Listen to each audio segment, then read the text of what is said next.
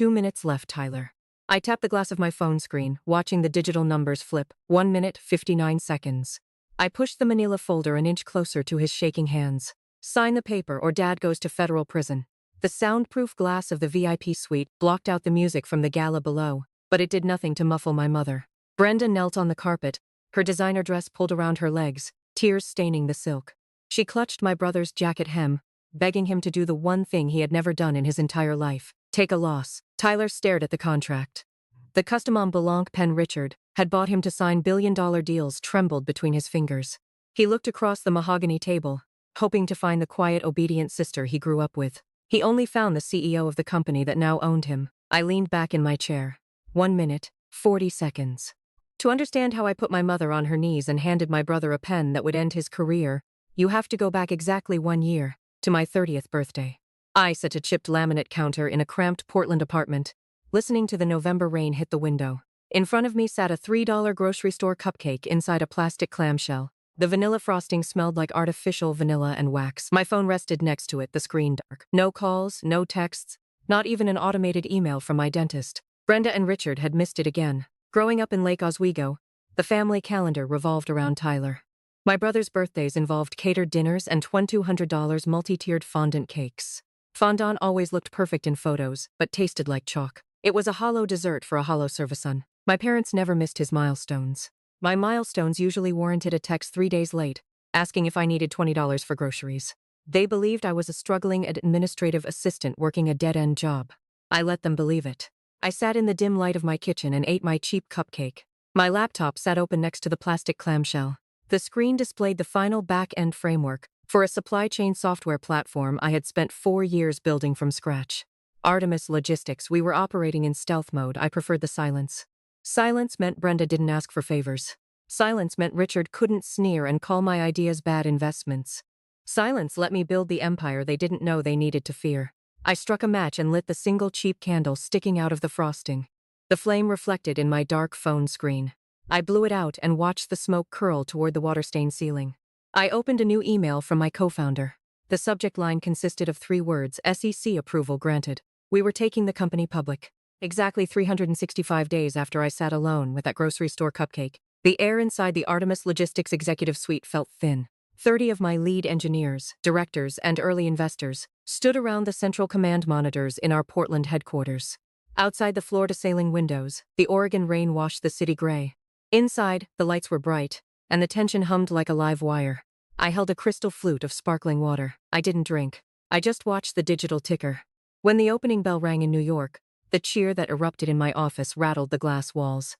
Artemis Logistics officially entered the New York Stock Exchange. We priced our initial public offering at $34 a share. By 10 in the morning, the line on the graph spiked like a frightened heartbeat.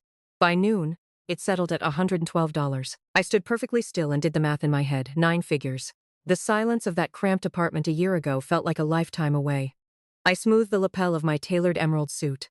I had built an empire in the shadows, and now the world was turning on the lights. My personal cell phone vibrated against the polished mahogany of the conference table. I had kept the same phone number since college. For a decade, that number only rang when my dentist confirmed an appointment, or when Richard needed someone to pick up his dry cleaning because Tyler was too busy resting. Now the screen lit up with an endless stream of notifications, 47 missed calls. I unlocked the screen. Every single notification bore the same name, Brenda. I walked away from the cheering crowd, stepping into my private office and closing the heavy glass door. The sudden quiet pressed against my ears. I pressed play on the first voicemail. My mother's voice echoed through the small speaker. She was crying. These were not the sharp, panicked tears of a real emergency. This was the soft, rhythmic weeping of a woman performing a monologue for an audience.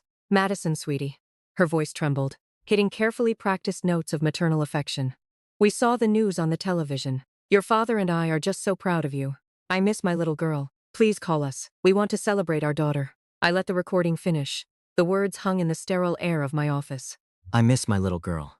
I walked over to window and looked down at the Portland traffic. I tried to find a memory of her missing me. I remembered my college graduation. I walked across the stage to receive my degree alone because Tyler had a mild sinus infection, and Brenda couldn't bear to leave him unsupervised. I remembered my 25th birthday when she called me to ask what gift I planned to buy Tyler for his promotion. Wealth possesses a strange, unnatural gravity. It pulls in the people who spent years pretending you didn't exist. When someone ignores you for 10 years, their sudden affection doesn't feel like love, it feels like a threat. Before I could delete the voicemails, the glass door to my office swung open. David, my general counsel, didn't knock. He didn't carry a champagne flute and his jaw was locked tight. He held an iPad gripped tight in his right hand. "We have a situation," he said. His voice dropped the temperature in the room by 10 degrees. I turned away from the window. "What kind of situation?" David slid the tablet across the pristine surface of my desk. "Read the headline." I looked down. The screen displayed a freshly published article from Silicon Valley Insider, a mid-tier tech blog known for amplifying industry gossip. The bold black font glared back at me. Artemis Logistics founder accused of intellectual property theft by rival tech CEO. I traced my finger down to the subheading. Tyler James, founder of the delivery app Syncroute, claims his sister stole his foundational code to build her newly public empire. I stared at my brother's name. Tyler launched Syncroute 2 years ago. It was a messy, over-designed app that promised to revolutionize local courier services. Richard funded the entire seed round out of his own pocket. Brenda threw a launch party for him that cost more than my annual salary at the time. Tyler bought a leased Porsche before he had acquired a single paying user. At family dinners, he would loudly refer to my logistics software as a cute little spreadsheet project. I read the body of the article. Tyler had given the blog an exclusive interview. He claimed I had stolen his revolutionary code, which was laughable. My platform was built on proprietary algorithms that had nothing to do with his rudimentary delivery app. But the article also mentioned something else. A pending lawsuit against my father, Richard, for a massive, unsecured loan that Tyler had taken out in his name. A loan from a Chicago shadow lender. The kind of loan that came with a very specific, very unpleasant kind of collection. My parents had always shielded Tyler, but this was different. This wasn't just a missed birthday or a forgotten graduation. This was federal prison. My father, the man who had always prioritized his golden son, was now facing ruin because of him. And Tyler, in his desperation, was trying to drag me down with him. I looked at David. "Get me Elias Thorne," I said, referring to my head of security, "and clear my schedule. This evening, we're hosting a gala to celebrate Artemis Logistics going public. It's time to invite some very special guests." The gala was a spectacle of wealth and power. The main floor of the Portland Convention Center had been transformed into a glittering ballroom, filled with investors, politicians, and media. Upstairs, in the VIP mezzanine, was the executive suite, a fortress of dark wood and reinforced glass overlooking the entire event. This was where the trap would be sprung. Tyler, true to form, arrived late, making a grand entrance. He marched straight through the crowd of billionaires and journalists, treating them like extras on a movie set. His junior investors scrambled to keep up, dodging waitstaff carrying trays of champagne. Tyler bypassed the coat check and headed directly for the velvet rope, blocking the glass staircase to the VIP mezzanine. He didn't pause or ask for permission. He stepped up to the security operative with the scarred jaw and flashed a bright, artificial smile. "Tyler James," he announced, his voice loud enough to turn a few heads. "I have a private scheduled meeting in the executive suite upstairs with the representatives from Aegis Holdings. We are executing a major acquisition tonight. These 2 gentlemen are my associates." The security guard looked at his tablet. He didn't ask Tyler to step aside. He didn't challenge the arrogant tone. Elias had briefed the entire detail perfectly. The trap required a frictionless entry. "Yes, Mr. James," the guard said, unclipping the velvet rope and stepping back. "Aegis legal counsel is waiting for you in the boardroom. Please proceed up the stairs." Tyler turned back to his investors, shooting them a smug, victorious look. "Did I not tell you?" he boasted, puffing his chest out. "VIP treatment all the way. Aegis Holdings knows how to handle top-tier talent." They ascended the glass steps, leaving the chaotic noise of the main floor behind. At the top of the landing, heavy soundproof double doors led into the floating VIP suite. The room was a masterpiece of corporate intimidation. Dark wood paneling, recessed amber lighting, and a massive polished mahogany conference table surrounded by black leather chairs. A wall of reinforced glass offered a panoramic view of the entire gala below while blocking all sounds from entering or exiting the room. Tyler walked in and immediately claimed the chair at the far end of the table. He moved with manic, frantic energy. He was seconds away from signing a document that would wipe away his debt and erase his federal crime. He felt the heavy hand of the Chicago shadow lender lifting off his neck. He stood up and walked over to the glass wall, looking down at the hundreds of guests on the main floor. The junior investors joined him, visibly impressed by the sheer opulence of the venue. "This is incredible," one of the investors murmured, tapping the glass. "Aegis Holdings threw a hell of a party," Tyler scoffed, running a hand through his damp hair. "Aegis didn't throw this party. My little sister threw it. She took some boring logistics software public today. Aegis is just a major investor in her firm. They are using her venue as a convenient meeting spot to close my deal. The delusion held firm. Faced with a room full of my branding, my wealth, and my success, Tyler simply rewrote the narrative to center himself. I was merely the host, providing a pretty backdrop for his historical triumph. He looked down through the glass and spotted me on the main floor. I was standing near the media staging area, shaking hands with the mayor of Portland. He tapped the glass with a rigid finger. Look at her down there pressing the flesh with local politicians. He laughed, a short, sharp sound lacking any real humor. She managed to hire a decent public relations team. I will give her that. But ringing a bell on Wall Street is a temporary high. When I sign this Aegis contract tonight and cash out private, I will make her public offering look like a lemonade stand.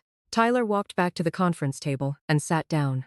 He reached into the inner pocket of his bespoke jacket and pulled out a heavy black velvet box. He snapped it open and extracted the custom-engraved Mont Blanc fountain pen Richard had gifted him 6 months prior. The pen he promised to use to sign his first billion-dollar deal. The pen he used to forge our father's name on the shadow loan. He set the heavy instrument on the mahogany table, adjusting it until it lay perfectly parallel to the edge of the wood. He cracked his knuckles and grinned at his investors. The savior was about to arrive. He was ready to accept his crown. The heavy doors of the VIP suite clicked open. David, my general counsel, walked into the room. He wore a charcoal suit and carried a pristine manila folder. He didn't smile. He didn't offer a handshake. He moved with the cold, clinical efficiency of a surgeon preparing to amputate a limb. David placed the manila folder directly in the center of the table. The heavy cardstock pages sat waiting. "Gentlemen," David said, his deep voice cutting through the ambient hum of the room. "I am legal counsel for Aegis Holdings. The acquisition term sheet is prepared." Tyler sat up straight, his eyes locking onto the folder. The desperation leaked through his manufactured confidence. "Where do I sign? Let's get this done. I have celebratory drinks waiting downtown."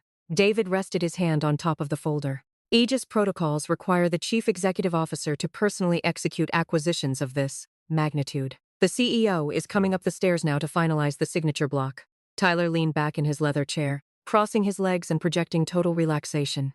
He adjusted his silk tie and flashed a wide, bright grin. "Since in, I am ready to close." The stage was perfectly set. The golden child sat in a soundproof glass box, surrounded by the witnesses he brought to validate his ego, waiting to sell his soul to a faceless corporation to avoid a federal prison sentence. He thought he had outsmarted the shadow lender. He thought he had outsmarted his sister. He thought he had won. But as Tyler waited for the anonymous savior to walk through the doors, the minor conflict and the major conflict were about to collide. The doors opened again. My mother, Brenda, walked in first, her face streaked with tears, her designer dress crumpled. Behind her, my father, Richard, looked pale and defeated, his shoulders slumped. And behind them I walked in. I was wearing the emerald suit, my posture straight, my gaze unwavering. Tyler's jaw dropped. The grin vanished from his face, replaced by a look of utter disbelief. "Madison?" he stammered, his voice barely a whisper. Brenda rushed forward, falling to her knees in front of me, clutching my hands. "Madison, please, you have to help your father." Tyler made a mistake, a terrible mistake. Richard stood silently, his eyes pleading. Tyler, meanwhile, had found his voice. "What is this? What are they doing here? And why are you here?" he demanded, looking from me to David. David stepped forward, holding out the manila folder. "Mr. James, this is the acquisition agreement for Sync Route. Artemis Logistics is acquiring your company. The terms are non-negotiable." Tyler scoffed. "Artemis Logistics? My company isn't for sale to some glorified spreadsheet project." I stepped closer, my voice calm, cutting through his bluster. "It is now, Tyler. And if you don't sign, Dad goes to federal prison for the loan you forged in his name. The shadow lender is a very patient man, but his patience has limits, and so does mine." I pulled out the Mont Blanc pen, the very one he had used to forge my father's signature, and placed it on the table in front of him. "Sign the paper, Tyler, or watch our father pay for your mistakes." The color drained from his face. He looked at the pen, then at my parents, then at me. His bravado had evaporated, replaced by raw fear. He knew I wasn't bluffing. He knew the shadow lender wasn't a joke. He picked up the pen, his hand shaking violently. He looked at the contract, his eyes scanning the pages, searching for an escape. There was none. He signed. The scratch of the pen on paper was the only sound in the room. It was the sound of an empire falling, built on a foundation of entitlement and neglect. Brenda sobbed, relief washing over her. Richard simply nodded, a silent acknowledgement of his own complicity. Tyler, stripped of his company, his debt now mine, his career in ruins, slumped back in his chair, defeated. He had weaponized his entitlement, and it had finally blown up in his face. A child raised without the concept of accountability will inevitably grow into an adult who views other people, even his own parents, as disposable collateral. Tyler's willingness to let his father go to federal prison was not an anomaly. It was the direct mathematical result of 30 years of parental enabling. On the opposite end of this toxic spectrum sits the scapegoat. My trajectory offers a profound lesson in the devastating cost of emotional neglect. To my parents, I was as an afterthought, an underperforming asset who didn't warrant the investment of their time or their capital. The forgotten birthdays, the denial of a simple laptop repair, the quiet dismissals. These were not acts of physical violence, but they were acts of profound emotional erasure. In traditional family dynamics, fairness doesn't necessarily mean giving every child the exact same thing at the exact same time, but it absolutely requires an equitable distribution of emotional awareness. It requires looking at the quiet child sitting in the corner and recognizing that their silence is not always a sign of contentment. Sometimes, it is the sound of a child learning to survive without you. I built resilience, yes, I forged an empire out of the shadows. But the tragedy of the scapegoat is that their greatest strengths are usually born out of their deepest wounds. No child should have to learn the mechanics of absolute self-reliance by enduring the heartbreak of an empty dining room table on their 30th birthday. Parenting, at its core, is a long-term act of stewardship. It is the grueling, unglamorous work of teaching honesty when lying is easier. It is enforcing fairness when favoritism is tempting. It is looking your child in the eye and allowing them to fail, to fall, and to feel the sting of their own mistakes so that they might learn how to stand back up with integrity. Brenda and Richard failed this fundamental duty. They traded the hard work of character building for the cheap thrill of neighborhood prestige.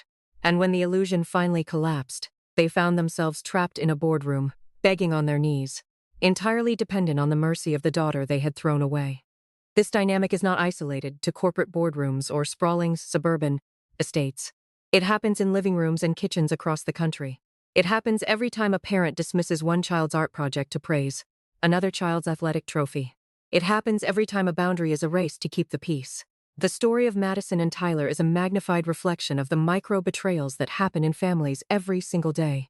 If you have ever felt the sting of that unbalanced ledger, if you have ever been the child forced to shrink so someone else could shine, or if you simply appreciate the profound satisfaction of watching the scales of justice balance themselves, then you belong here with us. Subscribe and follow the channel Aura Vengeance. We explore the quiet boundaries, the untold betrayals, and the moments when dignity finally gets the last word.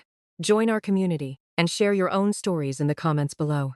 As we look back at the wreckage of the James family, the ultimate lesson lingers in the quiet aftermath.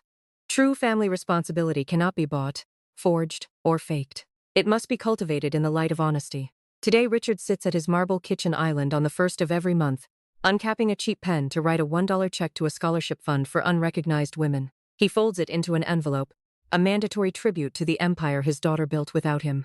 He lives in a beautiful home, but it is a home completely devoid of warmth, haunted by the echoing consequences of his own conditional love. Meanwhile, I sail on a sunlit river, surrounded by the family I chose, insulated by my wealth and my hard-won peace. I have achieved absolute untouchable indifference. I no longer wait for a text message.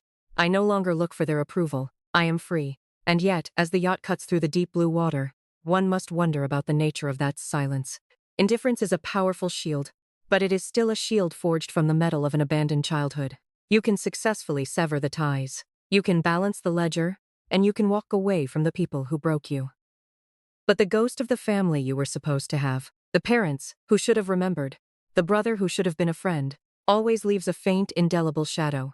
We can escape the house, but we are forever shaped by the weather we survived inside it.